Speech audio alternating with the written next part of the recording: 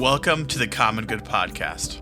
This is the final episode of an 8-week series produced in partnership with the Hive, a center for contemplation, art, and action, as a part of an ongoing class they're offering locally called Election Brave Space, Compassionate Resilience for Our Shared Future. The intention of this series has been to introduce a variety of simple tools and practices to help you navigate this politically tumultuous moment leading up to and through the election. For the final episode, Lamar and Chris LaRue consider 2 questions, which we invite you to consider for yourself. The first question is, what has your attention now? Here's Chris. Yeah, what has my attention now is there's this quote Pete Davis shared on his podcast, The Lost Prophets, and it's a quote from Ella Baker where she says, "Strong people don't need a strong leader." And throughout this Election Brave Space series, been noticing that we've been creating a space for folks to trust what's arising within them, and first and foremost, trust themselves. And Shonda last week talked about trusting our nervous systems. And I think one of the things we can notice looking out in the political landscape is it's like a climate of folks outsourcing their trust. And I think our educational model and all sorts of ways we're formed in our culture don't create ways for us to learn how to trust ourselves and to trust our intuition, to trust our guts, to trust our higher knowing in that sort of way. And it's my sense right now that we need more spaces where folks are equipped to learn how to trust their higher knowing. And that starts with trusting your body, trusting your nervous system, and then learning to hold space for other people doing the same. There's both an individual and a collective component to this. I've been really touched by the kind of space we've created in Election Brave Space, where folks are able to really listen to what's arising within them and to trust it, and then to hear someone else doing the same and hold space for it. And what we've been doing, I think, is really cultivating our agency. Folks leave this space feeling powerful, and the work that they're doing isn't contingent upon a candidate winning or losing. There's a sense of I'm connected to an agency within myself and within the people around me, a type of agency that's not on the ballot and could never be on the ballot because the power is with the people. There's something about that is contagious for me right now. So I'm curious, Dee, what's got your attention? Yeah, I appreciate the answer. I appreciate the distinction between strong people and a strong leader. And I think in the absence of strong people, we depend on a strong leader. So right now, I've been reading Dr. King's, one of the last things that he worked on was a book called Where Do We Go From Here? Chaos or Community. And at the time, he was trying to deal with the Black Power movement, where the leaders of that movement who were part of the nonviolent struggle had gone to jail with King, had been beaten by police. They had gone through, they had trusted his direction, his leadership.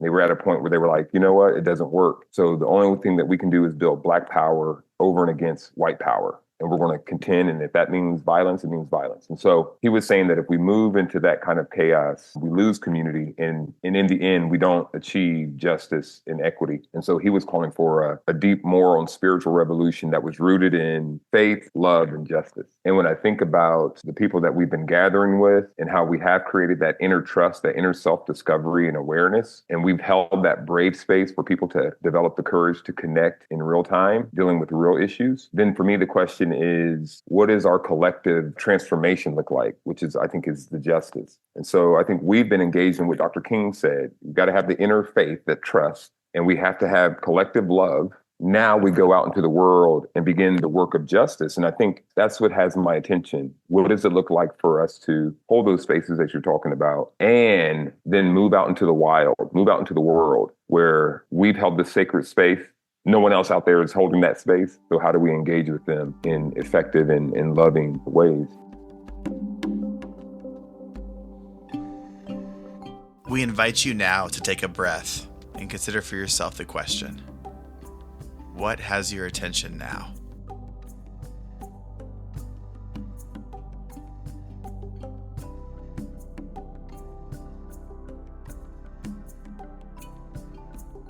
And now the second question is, what work is yours to do?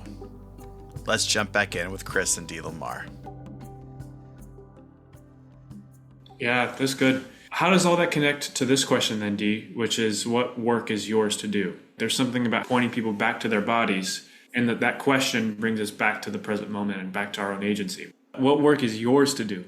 Yeah, I think in this moment it's helping people to develop the trust that they need within themselves, like to really do that work of self-discovery, self-awareness. What King says is coming back to faith, because I think that where we are in our democracy, like in our society, the question is, do we go forward with democracy, which means I have to trust the populace, I have to trust people, or do we depend on that strong leader? And I think we're at the point where we're like, we would rather have a strong leader because I can't trust the people. And I don't trust the people because it's really about my inner insecurities, really. And so I project my insecurities on you. And so it's harder to connect. So I think it's about helping people come back to faith, come back to their inner trust so that we can then build the courage to connect with one another so we can get back to this democracy experiment.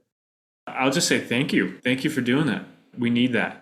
Yeah, for me, I appreciate the question, what work is mine to do, because it's so easy to engage the big theoretical questions and the big political questions and these huge, what's going on in the political landscape, what have you, and to divorce that from my daily life and my daily work. And so to ask that question is to really bring those two things together and say, at the end of the day, what am I doing? What am I committed to? And I think right now, the yes that I really want to give to what's in front of me is this organization of the Hive that I'm a director of, to help lead it well. And I think that part of being a director is to help lead courageous change. And there's exciting new things we're talking about for 2025. And so how can I, as a leader, be grounded in a compelling possibility while also committing to the wisdom to navigate agreements that it takes to get there with gentleness, with curiosity, with courage and compassion? That's the work that's right in front of me. And if I were to bypass that and try to get to some huge, large worldwide impact, I think I'd miss the most beautiful thing in front of me, which is to commit myself to saying yes to this call on my life right now, which is to lead the Hive, and to trust, like, that's enough. There's something about trusting. What is it like to trust that the work in front of me is the work I'm called to do? Because it's so easy to think otherwise, to think like somehow I'm not doing the work I'm supposed to be doing. And so if you have masses of people and none of them commit to the work that's in front of them, man, what do we got? So I'm feeling a call to return to my smallness, return to the work in front of me, and trust that that's part of the fabric of impact.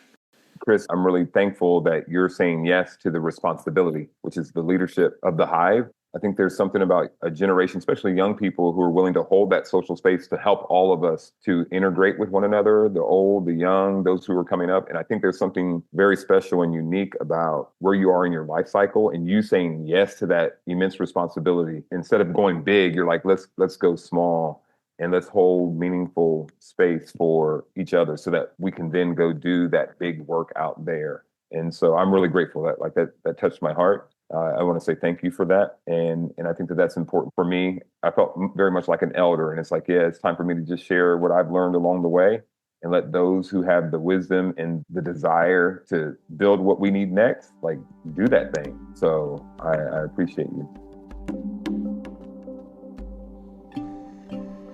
Take another deep breath and consider the second question for yourself. What work is yours to do?